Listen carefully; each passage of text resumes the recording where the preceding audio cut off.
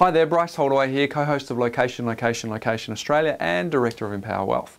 And welcome back to this four-part video series on how to invest and build a property investment portfolio that will build a passive income for life. And in the first two videos, we talked about the property investment formula, the A, B, C, D of property investment. In the second video, we actually gave you a 5-step process that you needed to follow, whether you're a first-time investor or whether you've done it many, many times before, so that you can actually comfortably build your property investment portfolio. Now in this video, I'm actually going to tell you how the industry works, and I'm going to give you a little bit of a tip. Most of the guys in the industry don't want you to know how it actually works because unlike some other fields like solicitors or accountants or doctors or dentists, the barrier to entry in our industry is very, very low. In fact, all you need to do is put on a nice suit and get a haircut and hire a room and start talking to people about property investment. So I guess that makes it very, very easy for a lot of people to move into our industry. And I guess the important point is to make sure that you know exactly how each and everyone works within the industry. So I've got a little quadrant here that you can see, and I think it helps you understand how the players work. And I don't know if you've ever been to one of those expos where you walk in, the property investment expo or the property show, and you walk in and you can often just be overwhelmed with the amount of people and the amount of information that exists. And quite often without a framework of knowing how they all work, it can be really quite daunting.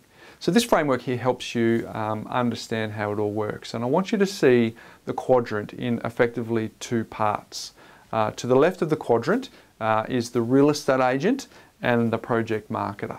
And what they do is they operate in the free component of the industry, where they're quite happy to give you information for free. They're quite happy to help you buy property that they've got for free because their client is actually the seller of the property. So let's have a look at that. The real estate agent, 99% of the time, is selling an established property on behalf of a seller.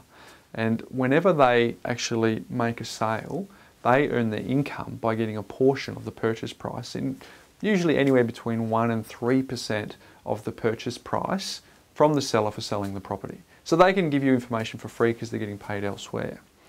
In the case of a project marketer, very similar role, but generally speaking, they're selling brand new property, whether it's a house and land estate, or it might be a high-rise apartments, or maybe some townhouses that a developer's asked them to move.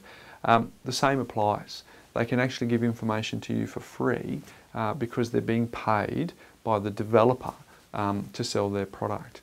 Now, to give you an idea, a real estate agent will earn anywhere between 1% and 3% of the purchase price, and a project marketer generally is earning anywhere between 2% and up to 10% of the purchase price as an income for moving that property. So now you can understand why they can give you the information for free, because they're earning an income from the developer. Now if you move to the right side of the quadrant, you'll see that there's two groups. There's the buyer's agent, and then you've got the property investment advisor. Now the buyer's agent is effectively the opposite of a real estate agent. Their job is to find the best property that they possibly can on behalf of their client out in the marketplace.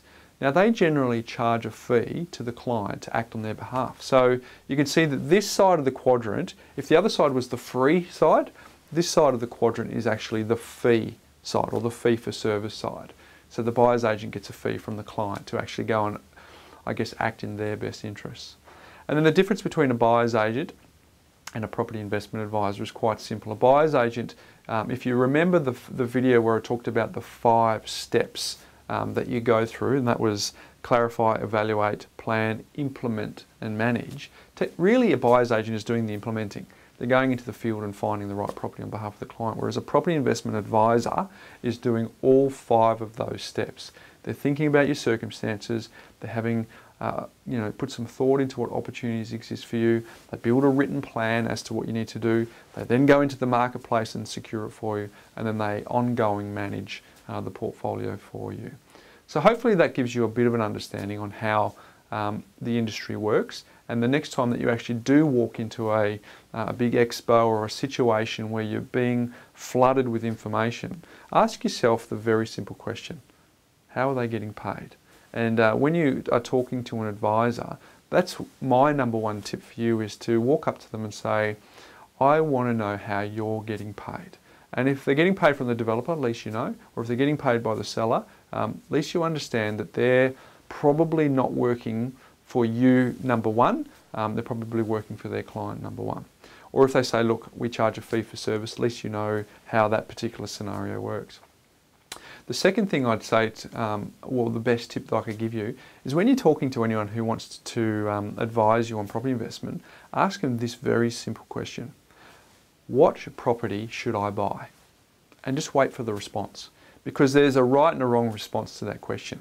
Because if they straight away start grabbing a brochure and saying this is the particular property that you should buy, I would say to you, exercise a bit of caution around that, because as you remember from one of the previous videos, the one-size-fits-all approach is one of my bugbears, because how do we know what circumstances you're actually in? It's a bit like going to the doctor, saying absolutely nothing. They start writing a prescription, they give you the script, and you walk out and you'd probably be thinking, geez, they didn't ask me any questions about me. They didn't find anything about my symptoms. They didn't understand what's important to me.